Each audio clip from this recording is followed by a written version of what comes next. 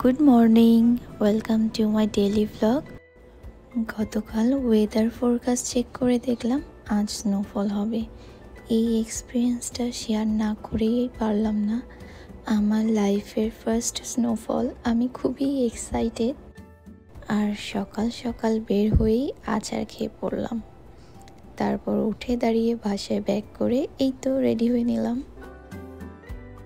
কি যে ভালো লাগছিল বলে বোঝানোর মতো না, কি অসাধারণ সুন্দর।